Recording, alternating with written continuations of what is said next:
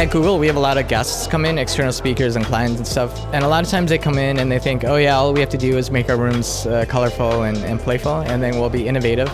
But I think it's really about the culture. It's important to experiment and try. Many organizations, especially Western, not US, but let's say European, have a difficult relationship with failure. On the axis there is the relevancy of ideas. On the horizontal axis we have time. If I ask you a serious question, what do I get? Österreichische Leute, wanneer ich hier eine seriöse Frage stelle, dann bekomme ich ja, een antwoord. Een serieuze antwoord, ja. Huh? Super. The problem is, you do that. Your competition does that. Everybody does that. We all come to the same serious answers. So finally, everybody's best practice, optimized, Six Sigma, lean, agile, whatever you are, everybody's optimized. That's what we call best practices. You should do best practices, because this allows you to go to the next area. At a certain point in time, you get tired. So you see that, the line goes down, and then you hit zero relevancy. Zero relevancy means an ID that has nothing to do with your question. Like, what? And then you go through this phase here below, and it's called craziness. Like, what is this? Serious people normally break off their brainstorms then, but the key is to push it a little bit and to jump to the next area, next practices, going from best to next practices.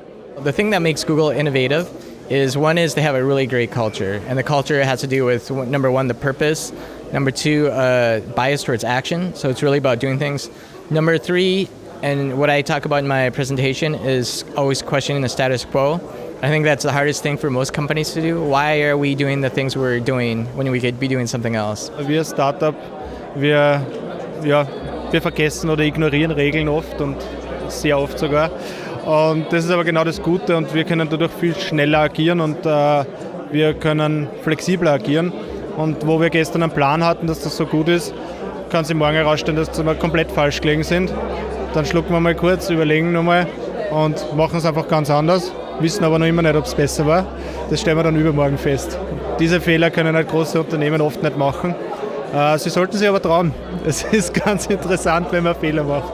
Embracing failure, and I came up with a new word for failure. It's called Neerling, in German the Naling oder the Fassling. It's something you did with the right intentions, which has not yet led to the right results. So that's another word to take away the stigma of failure, of losing, being a loser or something, and converting that into a more experimental word, a nearling. We've at least tried something. We've tried to set something in motion. And if you can foster a culture where you can test and try without, at the end of the day, blaming people for not delivering immediate success, that's the key to innovation survival.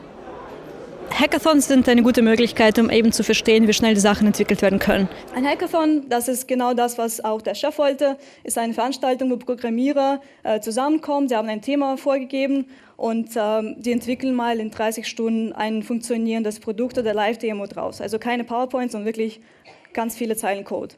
Tausende von Zeilen Code. Hackathons ist wirklich eine Doing-Kultur, wo wirklich das Machen im Vordergrund steht.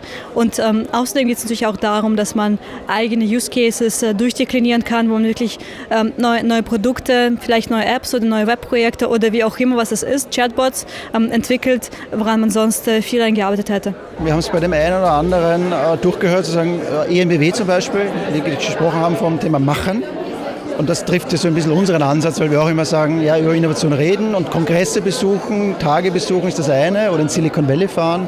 Ich glaube, das Entscheidende ist dann, die Impulse mitzunehmen und tatsächlich etwas auf die Straße zu bringen, ins Machen zu kommen. Und das ist ja oft der schwierige Schritt, als wie theoretisch zu wissen, Innovation und Labs und Co-Creations funktioniert so und so. Ich glaube, das Entscheidende ist es dann auf die Straße zu kriegen. Wir haben uns einfach, das hatten wir vorhin in den Vorträgen mal gehört, eine digitale Vision verpasst. Wir haben uns überlegt, Innovationsstrategie, was wollen wir denn überhaupt machen? Da stellt man sich ganz banale Fragen. In welchem Markt möchte ich spielen? In welcher Rolle möchte ich spielen? Mit was kann ich spielen? Worin bin ich besonders gut? Die Fragen haben wir uns gestellt. Und jetzt kommt vielleicht ein kleiner Hinweis darauf, warum wir glauben, wir sind auf dem richtigen Weg. Wir haben es halt gemacht. My advice to CEOs and COOs of larger corporations would be to define your own remix strategy. What I mean with that is to define, are you working on innovation from outside in, So are you taking cool stuff from other companies and you integrate that in your way of business? That's one way to do it. Or inside out, you have beautiful assets and knowledge. Can you maybe export them to other areas? Or do you do more the open innovation approach that you do a coupled innovation, so together with another company? Mir fallen eigentlich nur positive Eindrücke ein zu Co-Creation. Gemeinsam kann man einfach wesentlich mehr entwickeln, als wenn man selber in seinem Hamsterrad täglich vielleicht nur mit Scheuklappen unterwegs ist. Also an Co-Creation führt sicherlich kein Weg vorbei und auch eben ganz klar mit Externen.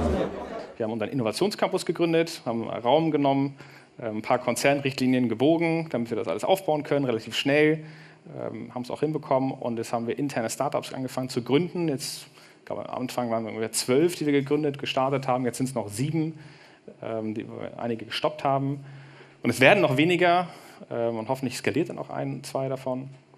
Das heißt, wir haben das genommen, was unsere Kolleginnen und Kollegen schon als Ideen immer schon hatten, haben versucht, denen einfach einen Raum zu geben, so geschützt wie möglich, indem sie es aufbauen können und versuchen damit neues Geschäft zu generieren. Geschäftsmodelle, von denen der Konzern selber noch nichts gehört hat. Und wir haben auch Outside-In, das heißt, wir haben einen Venture Capital Arm, haben gesagt, wir haben einiges einfach nicht. Und das ist leider in solchen digitalen neuen Märkten verdammt viel. Und dafür, damit wir das erreichen können, trotzdem irgendeinen Zugriff darauf bekommen, investieren wir mit unserem 100-Millionen-Fonds in externe Startups. Das reicht aber nicht, und deswegen stehen wir beide hier drauf, sondern wir haben festgestellt, wir brauchen auch eine Kombination. Haben wir auch vorhin schon gehört. Wir versuchen, die Fähigkeiten, die uns fehlen, mit denen von Partnern zu kombinieren. Das ist auch kein Hexenwerk, es sind nur 2 Dinge notwendig. Erstens, das, was man so auf Augenhöhe immer so schön daher sagt, muss auch wirklich stattfinden. Es ist verdammt schwer für ein Start-up oder für kleine Unternehmen, einen Zugang zu einem Konzern zu bekommen. Im Alltag.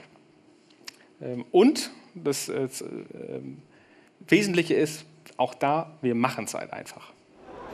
If you have a manager that really understands he doesn't know everything or she doesn't know everything, and they're really open for learning, and they can really make that within the culture, this idea of learning within the culture of the company, then they'll always be, part of what we find relevant. I think companies and people, and more importantly, individuals understand the world is constantly changing.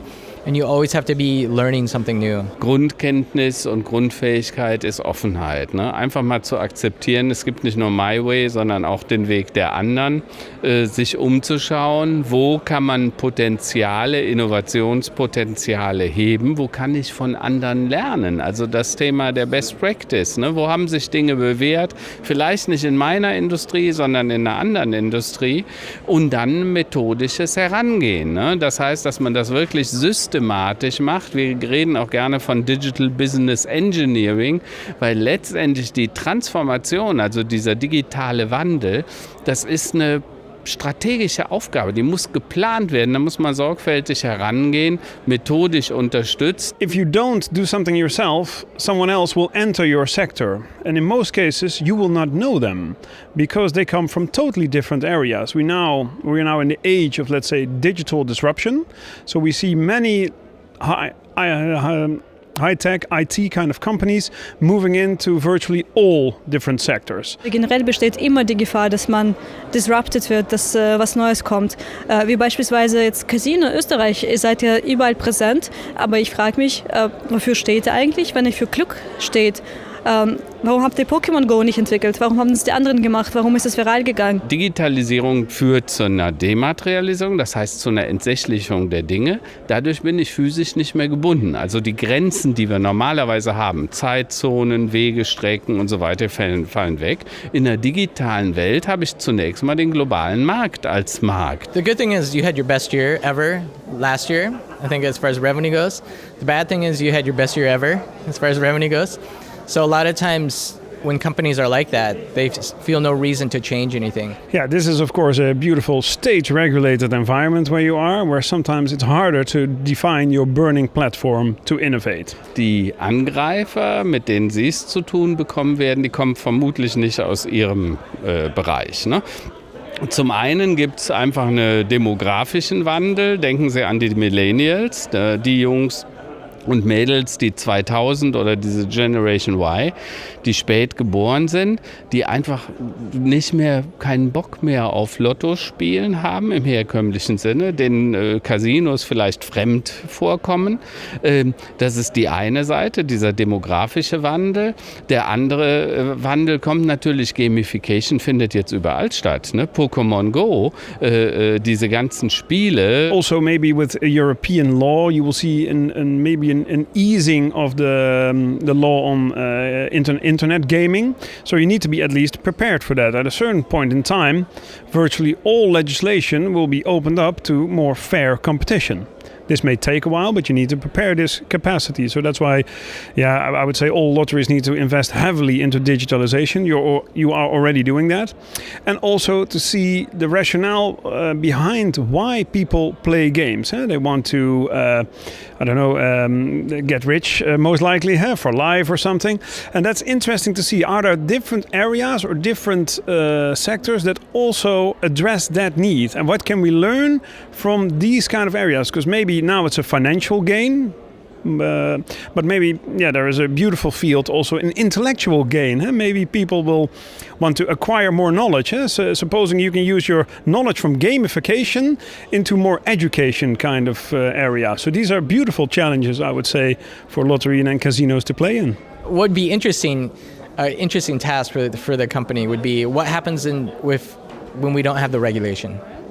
What happens then? So those are the questions I'd be interested in. What happens when the playing field is a little bit harder and all of a sudden the regulation isn't there? Then what would you do?